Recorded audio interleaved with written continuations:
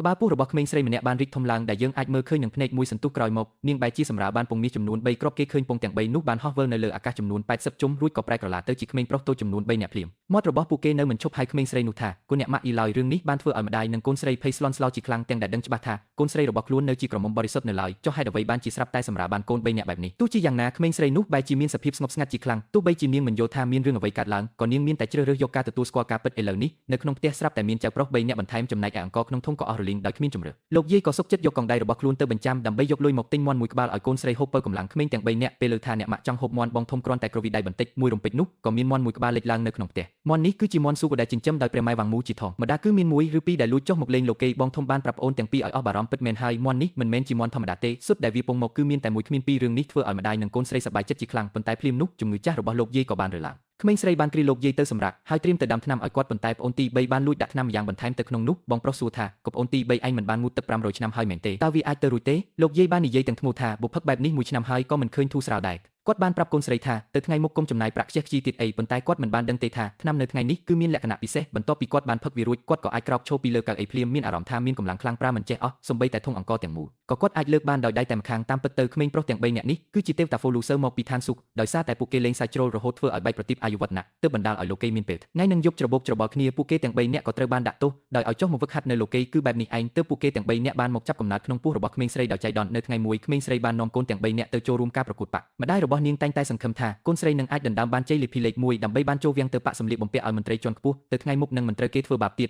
ហើយជីវភាពក៏នឹងបានធូរធារប៉ុន្តែម្ដាយកូនទាំងពីរមិនបានចាប់អារម្មណ៍ថាកន្លែងដែលក្មេងប្រុសទាំង3អ្នកដើរកាត់សុទ្ធតែមានជីវិតជីវ៉ាឡើងវិញសូម្បីតែតាមប្រឡោះថ្មក៏មានផ្ការីកស្គូស្គីដែរតែជួបម្នាក់ដែលឃើញទស្សនភាពនេះបានរត់យ៉ាងលឿនទៅប្រាប់ស្ដេចដែលកំពុងចុះត្រួតពិនិត្យការងារដោយសម្ងាត់ស្ដេចមានបន្ទូលថានៅតាមស្រុកភូមិពិតជាមានរឿងគួរឲ្យចាប់អារម្មណ៍ជាងនៅក្នុងវាំងទៅទៀតស្របពេលនោះដែរមានសេះពីរដែលកំពុងផ្អើលបានរត់សម្ដៅមករកក្រុមគ្រួសារក្មេងស្រីក្មេងប្រុសទាំង3នាក់បានឈររងពីមុខម្ដាយនិងលោកយាយដោយឃើញឫទ្ធិអំណាចរបស់ក្មេងទាំង3នាក់នេះសេះក៏បានបត់ចេញភ្លាមមិនស្មានថាពេលសេះបត់ចេញក៏ស្ទើរតែទៅបុកនឹងស្ដេចដែលកំពុងធ្វើដំណើរដោយសម្ងាត់នោះក្នុងគ្រាអាសន្នក្មេងស្រីបានស្ទុះទៅទីងត្រង់ចេញរួចជួយសង្គ្រោះបានទាន់ពេលវេលាមិននឹកស្មានថាទង្វើនេះធ្វើឲ្យស្ដេចដែលមិនដែលខ្វល់ពីស្រីក្មេងចាប់ផ្ដើមមានចិត្តប្រតិព័ទ្ធត្រង់ចង់សួររកប្រភពថាតើនាងជាកូនស្រីអ្នកណាមានគូស្រករហើយឬនៅប៉ុន្តែមួយសន្ទុះក្រោយមកកូនប្រុសទាំង3ក៏រត់មកក្បែរនាងពេលដឹងថានាងគឺជាម្ដាយរបស់ក្មេង3នាក់ទ្រង់ក៏មានអារម្មណ៍អៀនខ្មាស់ជាខ្លាំងក្មេងទាំង3នាក់មើលឃើញរាសីលើខ្លួនទ្រង់ក៏ដឹងពីអត្តសញ្ញាណពិតប្រាកដរបស់ទ្រង់បាត់ទៅហើយមិនយូរប៉ុន្មានក្មេងស្រីក៏បានមកដល់ទីតាំងប្រកួតប៉ាក់ប៉ុន្តែមិននឹកស្មានថាគ្រួសារលោកពូទី2បានមកបង្កបញ្ហាពួកគេបានចាប់ប្រកាន់ក្មេងស្រីថាមិនទាន់រៀបការតែមានកូនហើយជេរប្រមាថថានាងមិនស័ក្តិសមនឹងចូលរួមការប្រកួតប៉ាក់ដែលរៀបចំដោយរាជវង្សឡើយអ្នកភូមិផ្សេងទៀតក៏នាំគ្នាដេញគ្រួសារនាងចេញគ្រានោះក្មេងប្រុសទាំង3នាក់បានចេញមុខមកហើយបានវាយផ្ដួលអ្នកភូមិដែលចូលមកធ្វើបាបពួកគេឲ្យដេកដួលលើដីទាំងអស់មិនស្មានថាគ្រួសារលោកពូទី2យកចំណុចនេះមកនិយាយដោយចោទថាក្មេងទាំង3នាក់ប្រើអាប់ធ្មប់ក្មេងស្រីបានតបវិញភ្លាមថាទោះបីជាពួកគេមានលក្ខណៈខុសប្លែកពីធម្មជាតិប៉ុន្តែដាច់ខាតមិនធ្វើបាបមនុស្សឡើយប្រសិនបើរាជវង្សយកទោសនាងនឹងទទួលខុសត្រូវតែម្នាក់ឯងដូចនេះហើយទើបភាពវឹកវរនេះស្ងប់ស្ងាត់ទៅវិញមួយរយៈប៉ុន្តែនៅពេលដែលក្មេងស្រីចូលរួមការប្រកួតនាងស្រាប់តែឃើញថានៅក្នុងការបោះបំជុលអំបោះរបស់នាងសុទ្ធតែជាអំបោះពណ៌នាងដឹងភ្លាមថានេះគឺជាល្បិចរបស់គ្រួសារលោកពូទី2លោកពូទី2គិតថានាងនឹងត្រូវធ្លាក់តាំងពីវេទដំបូងទោះជាយ៉ាងណាក្នុងពេលនោះ